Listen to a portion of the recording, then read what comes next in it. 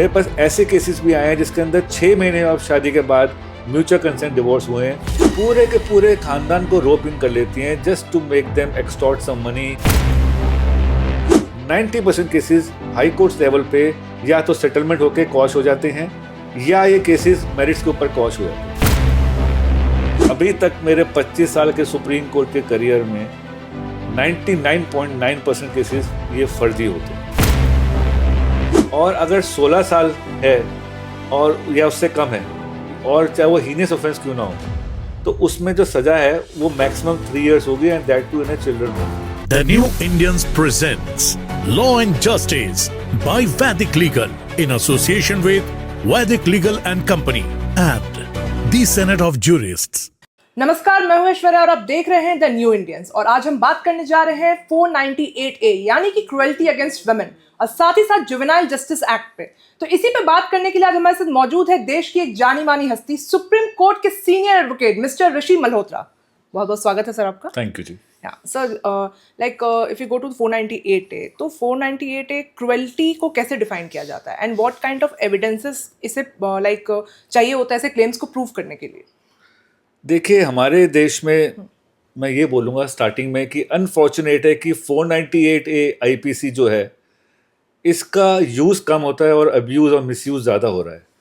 और of lately यहाँ तक कि सुप्रीम कोर्ट ने भी ये बात रियलाइज़ की है कि इसका अब्यूज़ इतना हो रहा है कि सुप्रीम कोर्ट एफआईआर की कॉशिंग स्टेज पे ये दखलंदाजी करके ऐसे मामलों को कॉश कर रही है।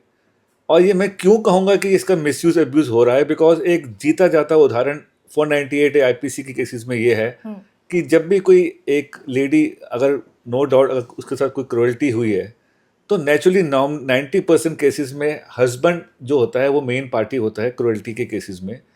पर होता है क्या इन केसों में, पैन इंडिया मैंने देखा है सुप्रीम कोर्ट के लेवल पे भी कि जो लेडी होती है वो हस्बैंड के अलावा उसके भाई, उसका मैरिड भाई, उसकी छोटी बहन, बड़ी बहन के हस्बैंड, पूरे के पूरे खानदान को रोप इन कर लेती हैं just to make them extort some money, या हरेसमेंट करने के लिए या कहीं ना कहीं हस्बैंड पे प्रेशराइज करने के लिए कि वो कहीं ना कहीं कॉम्प्रोमाइज़ करें।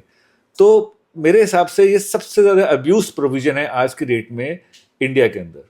सर, बट इसमें बहुत सारे केसेस सही भी तो है। जैसे कोविड-19 का जब वक्त था तब ये 498A के केसेस बहुत ज़्यादा राइज किए थे। हाँ, अलग बात है कुछ एनसीआरबी रिपोर्ट्स है जिसमें इसमें ये केसेस झूठे भी कहला रहे हैं, लेकिन ये केसेस राइज भी तो कर रहे हैं। तो अगर इस तरीके से इसकी क्वॉशिंग ऑफ एफआईआर होते रहेगी तो फिर इस केसेस में ऐसा नहीं होगा कि और इसको बढ़ावा मिल जाएगा आगे की तरफ? जी देखिए, जहाँ तक केसेस राइज करने का सवाल है, आप ये ना भूलिए कि आज की डेट में जो मैट्रिमोनियल केसेस हमारे पास सुप्रीम कोर्ट के लेवल तक आते हैं, कई बार वो डिवोर्स के केस होते हैं, कई बार कस्टडी के केस होते हैं और नेचुरली कई बार 498 के और अब डीवी एक्ट जो है उसके अंदर भी होते हैं। बट कहीं ना कहीं हमारे देश में जो नई पीढ़ी आ रही है उन्होंने जो मैरिज का टेम्परामेंट है, एक मैरिज को चलाने का टेम्परामेंट है, वो कहीं ना कहीं दबते जा रहा है या ख़त्म होते जा रहा है। मेरे पास ऐसे केसेस भी आए हैं जिसके अंदर 6 महीने ऑफ शादी के बाद म्यूचुअल कंसेंट डिवोर्स हुए हैं, 3 महीने के बाद 498 लॉन्च हुआ है। तो ऐसी स्थितियों में नो डाउट केसेस बढ़ रहे हैं, बिकॉज आज के डेट में एक कपल में टेम्परामेंट नहीं है एक मैरिज को सस्टेन करने का, तो केसेस तो बढ़ रहे हैं। लेकिन मैं यहाँ पे ये भी बोलूँगा कि ये हाई कोर्ट और सुप्रीम कोर्ट का मेन आज की डेट में ये काम रह गया है कि फिल्टर आउट करना केसेस कि कौन से केसेस जेन्युइन हैं और कौन से केसेस ट्रायल पे जाने चाहिए। बिकॉज कहीं ऐसे केसेस भी होते हैं, जैसे कि आपको मैंने पहले भी बताया कि इसका अब्यूज़ इतना होता है कि सुप्रीम कोर्ट या हाई कोर्ट्स उसी लेवल पे एफआईआर को कॉश कर देती हैं और यहाँ तक ये होल्ड करती है कि ऐसे केसेस में ट्रायल भी चलनी नहीं चाहिए। बट उसके बावजूद भी 70% ऐसे केसेस भी होते हैं जहाँ पे ट्रायल चलती है और उसके अंदर 10% ऐसे केसेस होते हैं जिसके अंदर कई बार 498A में कन्विक्शन भी होती है। लेकिन अगर आप ये डेटा देखें तो आप ये नोट करेंगे कि अगर 100% केसेस फाइल हुए हैं 1 साल के अंदर या 100 केस फाइल हुए हैं, उसमें अगर कन्विक्शन होती है तो मुश्किल से 8 या 10 केसों में होती है।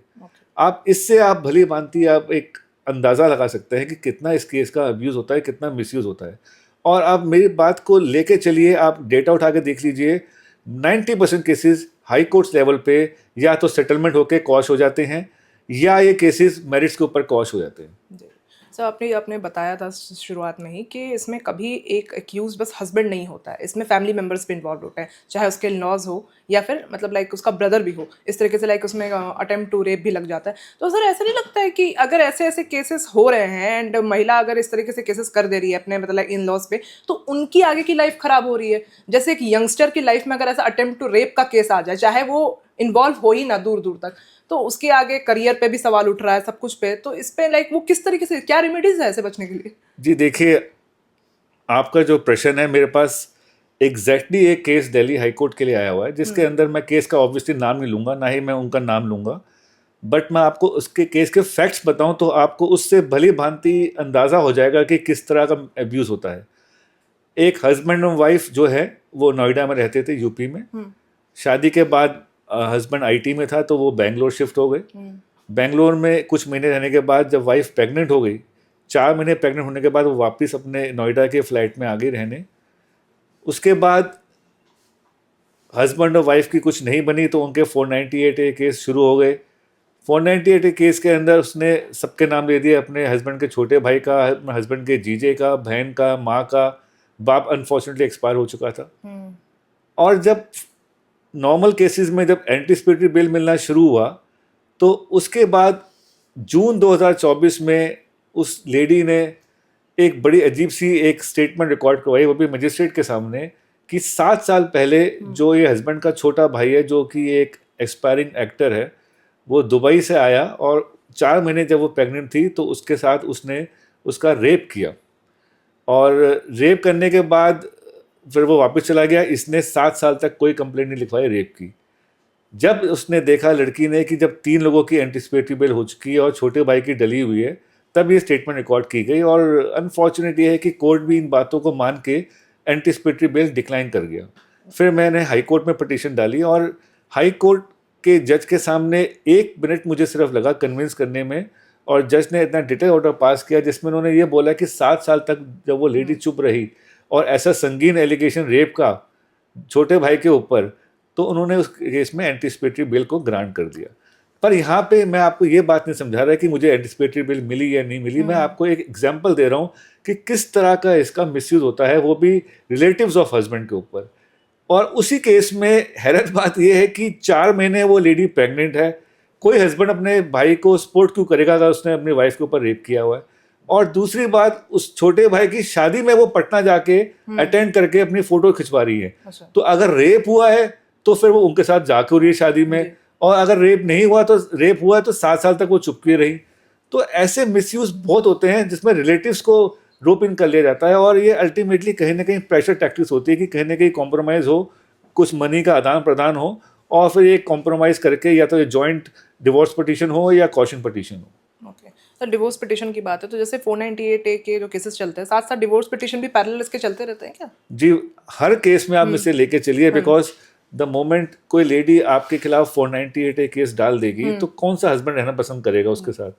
तो कोशिश तो होती है उस समय कि इनका म्यूचुअल कंसेंट डिवोर्स हो जाए, बिकॉज इंडिया के अंदर नॉर्मल डिवोर्स केसेस अगर आप फाइल करें तो अगले 15 साल तक डिवोर्स नहीं ग्रांट होगा, और उसके बाद अपीलेट स्टेज होती है, हाई कोर्ट होती है, सुप्रीम कोर्ट होती है।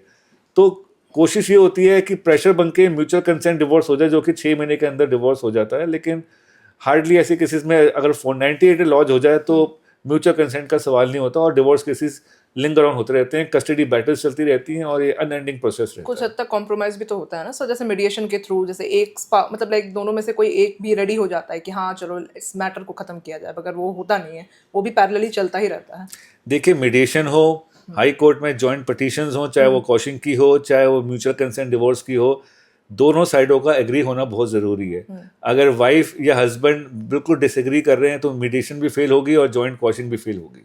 सम right to maintenance of like wife and child, इस पे क्या है? मतलब ये अगर मैटर जैसे चल रहा है उस बीच में भी उसमें मेंटेनेंस है, फिर मैटर अगर रिजॉल्व हो जाता है देन उसके साथ मतलब ये खत्म होता है? नहीं, देखिए, जो मेंटेनेंस का इशू है वो 498A से कोई ताल्लुक नहीं रखता। वो रखता है अगर आपका डिवोर्स केस पेंडिंग पड़ा हुआ है। हाँ, अगर उसको पैरेलल, और लॉ ये कहता है कि आजकल जैसे डोमेस्टिक वायलेंस एक्ट भी है और 125 CRPC भी है, ये तीनों जो एक्ट्स हैं, ये तीनों प्रावधान जो हैं एक वाइफ को मेंटेनेंस लेने का हक प्रदान करते हैं।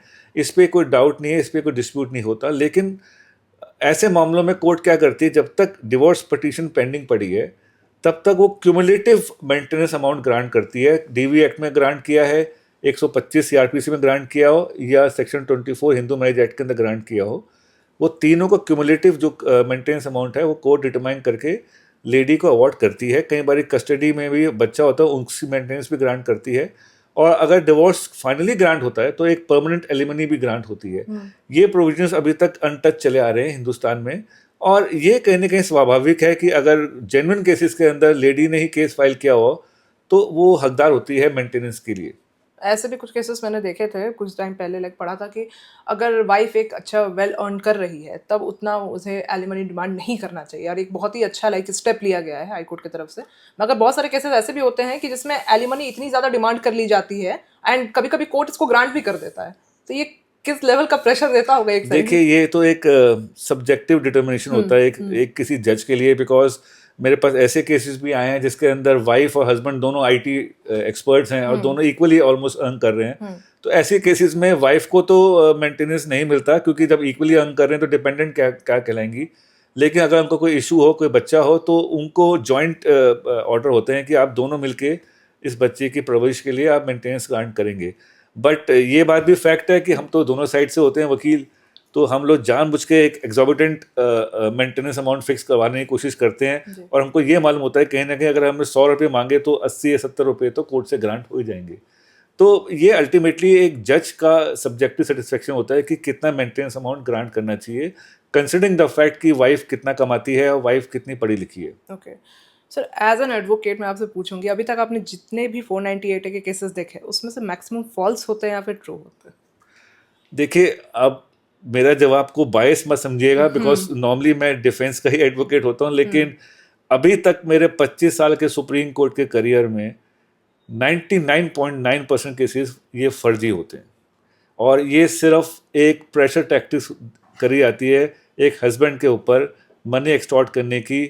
और कहीं ना कहीं जैसे आपको मैंने पहले बताया है कि अनफॉर्चुनेट एस्पेक्ट सबसे बड़ा ये है कि टेम्परामेंटल डिफरेंसेस इतने हो चुके हैं आजकल, किसी में पेशेंस नहीं है हस्बैंड वाइफ को एक रेल चलाने की अपनी आगे की, तो 498 पलक झलकती। लेकिन हाँ, यहाँ आपको मैं एक बात ज़रूर कहना चाहूँगा, सुप्रीम कोर्ट ने अपने कई निर्देशों में ये आदेश पास किए हुए हैं कि आप अगर 498 की कंप्लेंट हो तो आप एकदम FIR रजिस्टर नहीं करेंगे।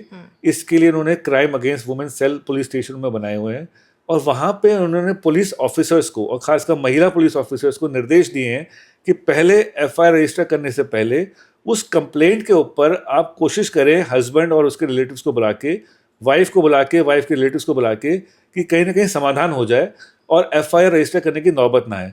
अगर वो प्रक्रिया 2-3 महीने तक चलती है और कहीं समाधान नहीं निकलता, तब जाके FIR रजिस्टर होती है। तो फर्स्ट स्टेप पे ही, फर्स्ट थ्रेशोल्ड पे ही CAW सेल्स की कोशिश होती है कि ये मामला सुलझ जाए, चाहे जैसे भी सुलझे, कुछ सेटलमेंट करके सुलझे या कुछ दिमाग में अकल आके सुलझे, लेकिन FIR रजिस्टर होने से पहले कोशिश ये रहती है कि मामला सुलझ जाए और FIR रजिस्टर होने की नौबत ना आए। पर फिर भी कई केसेस में प्रेशर में आके FIR रजिस्टर होती है। तो मैं ये कहूँगा कि अधिकतम से अधिकतम केसेस जो होते हैं वो फ्रॉड ही होते हैं और जस्ट टू एक्सरसाइज प्रेशर। कुछ ऐसे भी केसेस होते हैं सर, जो ऐसे भी FIRs जो लाइक वैलिड होते हैं मगर उसे फिर भी कोर्ट क्वैश कर देती है? देखिए, अब ये तो हमारा कहना ठीक नहीं रहेगा, बिकॉज अगर FIR वैलिड थी तो कहीं ना कहीं आप ये इंडिकेट करने की कोशिश कर रहे हैं कि कोर्ट ने गलत डिसीजन पास किया, बिकॉज कोर्ट इतने आराम से कोई मैटर को क्वैश नहीं करती। नॉर्मली जो व्यू होता है कोर्ट्स का वही होता है कि आप ट्रायल फेस करिए, अगर आप निर्दोष हैं तो बरी हो जाएंगे। लेकिन जहाँ जिन केसों में कोर्ट FIR 498 की क्वैश करती है, तो आप ये लेके चलिए कि जो कंसर्न जज है वो 110% सेटिस्फाइड है कि इस FIR में इतना भी कुछ मटेरियल नहीं है कि इसको ट्रायल के लिए भेजा जाए। तो अगर क्वैशिंग हो रही है तो आप ये समझ लीजिए कि ये मोर देन ट्रायल है, बिकॉज ट्रायल में तो एविडेंस आती है, बेनिफिट ऑफ डाउट मिलता है कि उसको बरी होता है।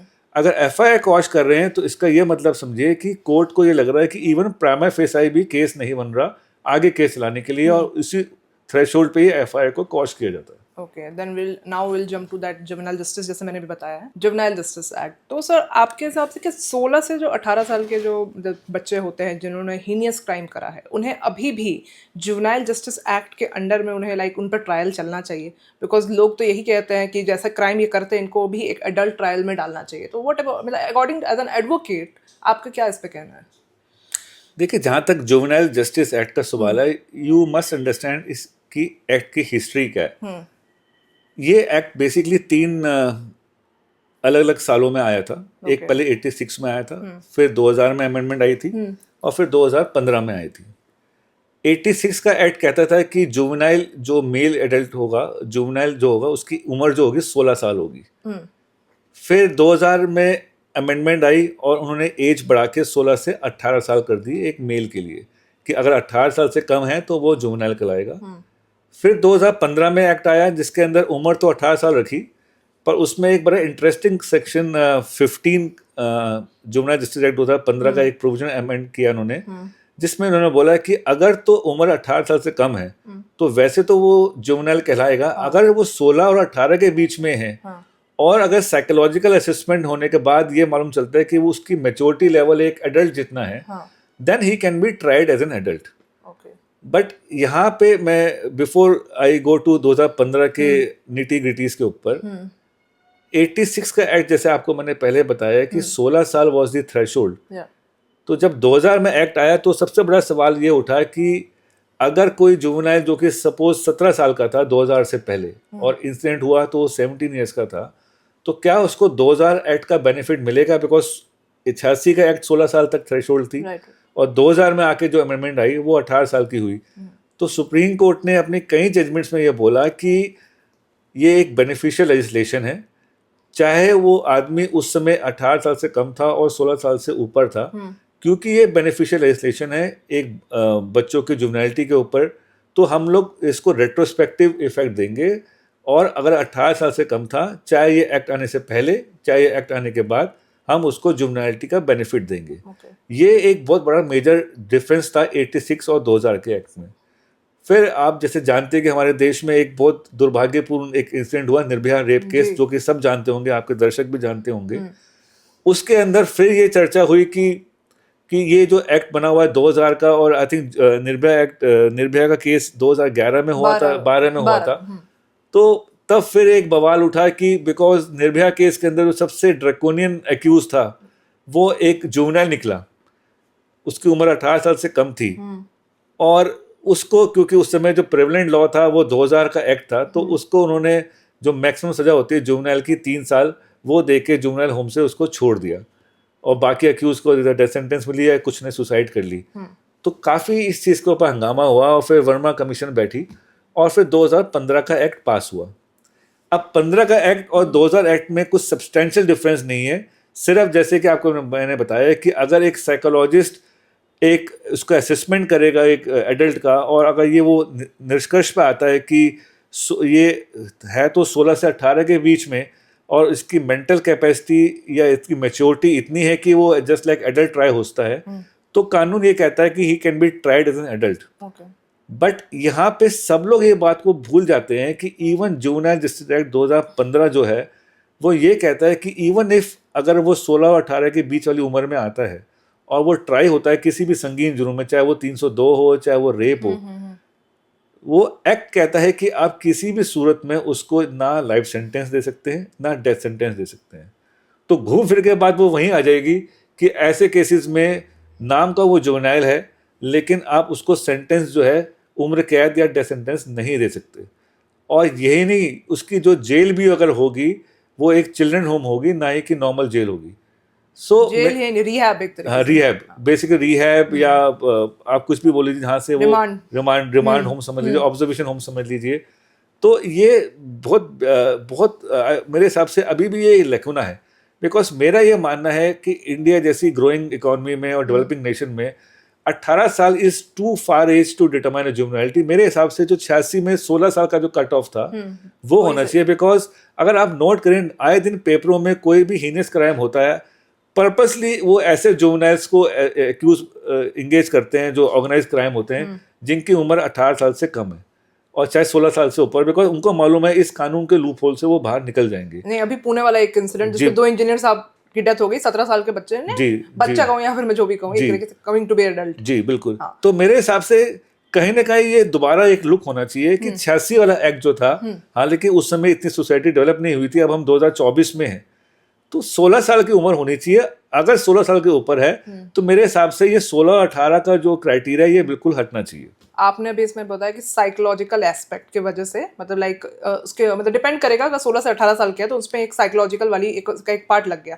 बट आपको नहीं लगता कि एक तरीके से बेनिफिट है उनको, क्योंकि अगर वो फंसते भी हैं तो फिर ये psychological like they are not mature enough, ये एक अपने एडवोकेट के साइड से एक तरीके से लूपहोल से तरीके लेके इससे बच सकते हैं?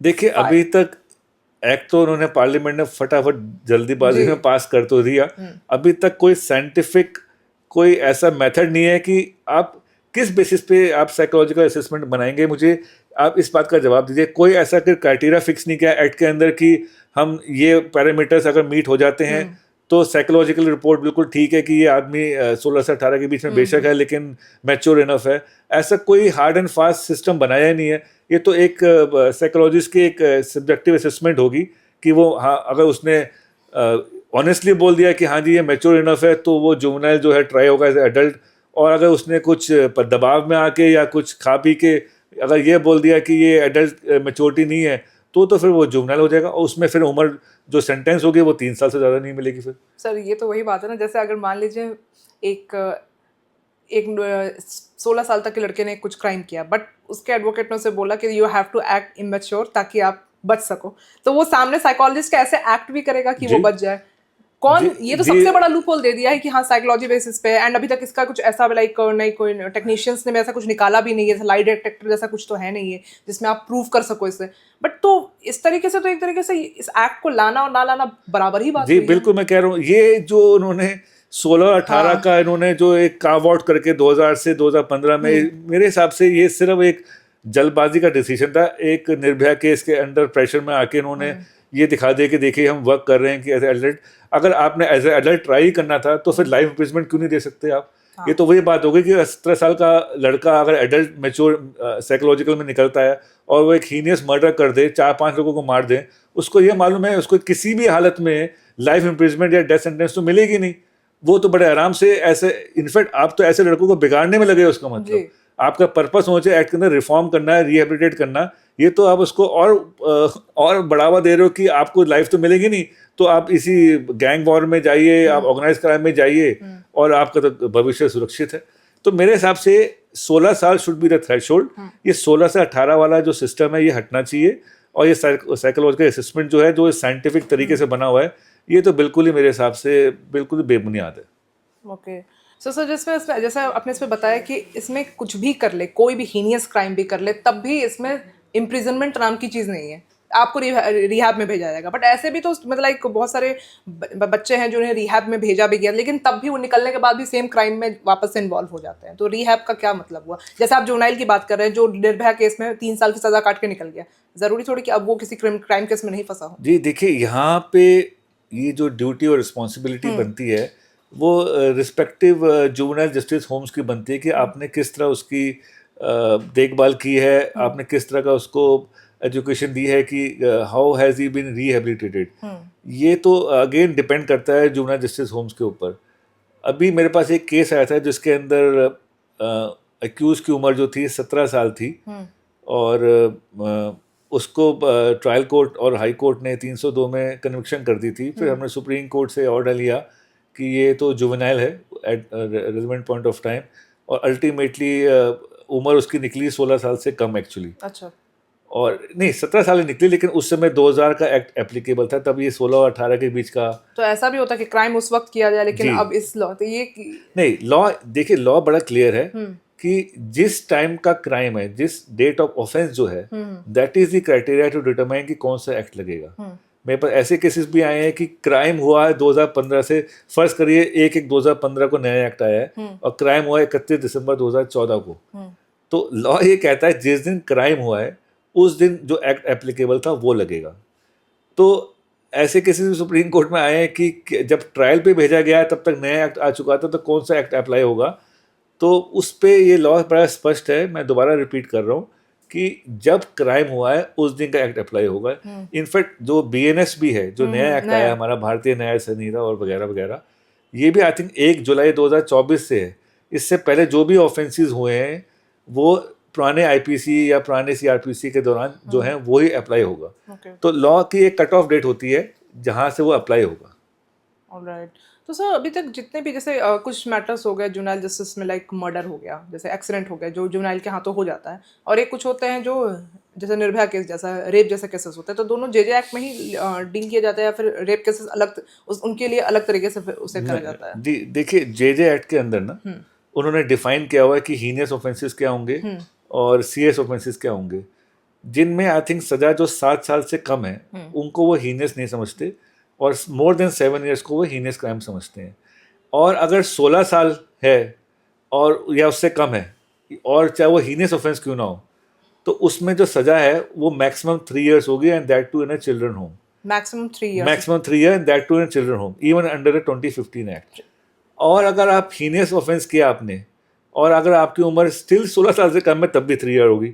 बट अगर आपने हीनियस ऑफेंस किया है और वो 16 से 18 है, तब वो पूरा प्रोसीजर जो आपको मैंने पहले बताया है, वो psychological assessment and could be tried as an adult, वो पूरी प्रक्रिया शुरू हो जाएगी, and then again sentence would be not more than life imprisonment. Life imprisonment तो okay fine. Max to max कितनी साल? That depends on the each and every. अभी तक ऐसा केस आया नहीं जिसके अंदर बिकॉज़ पहले ही बेल मिल जाती है। जी हाँ, बेल पे आपको मैं एक चीज बताऊँ, ये अच्छा सवाल आपने पूछा कि बेल का प्रोविजन सबने मिस किया हुआ है, बिकॉज सेक्शन 12 जो है वो क्लियरली कहता है कि बेल शेल बी ग्रांटेड। मतलब शेल का वर्ड अगर लॉ में आता है तो इसका ये मतलब होता है कि मैंडेटरी है, बेल मिलनी चाहिए। सिर्फ कुछ सूरतें हैं जिसमें बेल डिक्लाइन होती है, उसमें रीजन देना चाहिए कोर्ट को कि अगर इसको हम बेल पे छोड़ दें तो ये क्या है, दोबारा किसी गलत संगति में ना चले जाए या हैबिचुअल ना हो। सिर्फ एक वो रीजन है बेल डिक्लाइन करने के, अदरवाइज तो बेल मिलना मैंडेटरी है। उसके लिए रिहैब नाम की चीज तो उन्होंने बनाई रखी है कि हाँ। लेकिन सर जेल भी आपको पता होगा, जेल के अंदर का एक माहौल होता है, एक रिहैब का, क्या दोनों के माहौल में डिफरेंस क्या होता है? जी, अगर आपने बीच में पटना के केसेस पढ़े हों जिसके अंदर जुवेनाइल होम के अंदर जिस तरह का शोषण होता है लड़कियों का, बच्चों का, वो सब जुवेनाइल होम तो हैं, चिल्ड्रन होम जुवेनाइल होम एक जैसी चीज़ होती हैं। तो ये सब नाम की बातें हैं, मेरे हिसाब से कोई इफेक्टिव कंट्रोल कहीं भी नहीं है। तो अगर किसी ने रिहैब होना हो तो अगर वो जनरली रिहैब होना चाहता है तो होगा, अदरवाइज तो मैं तभी आपको बार बार कह रहा हूँ कि मेरे हिसाब से ये जो 16 से 18 का ये पूरा जो मेथोडोलॉजी बनाई है, ये सब बकवास बातें हैं। 16 साल में आप एक थ्रेशोल्ड डालिए नए अमेंडमेंट लाके और आप फिर देखिए कि कितना अमेंडमेंट होता है लॉ के अंदर। मतलब जो साइकोलॉजिकल एस्पेक्ट बीच में ऐड हुआ है, इसे रिमूव कर देना ज्यादा बेटर है। जी बिल्कुल, ये बिल्कुल बेबुनियाद बात है। ये सिर्फ एक सेटिस्फेक्शन है किसी की कि हाँ भाई ये एडल्ट है तो इसलिए ट्राई कर लीजिए और फिर एक खाना पूर्ति आप पूरी कर लीजिए। ये तो बचने का ही तरीका है। बिल्कुल बिल्कुल बचने का तरीका ही है।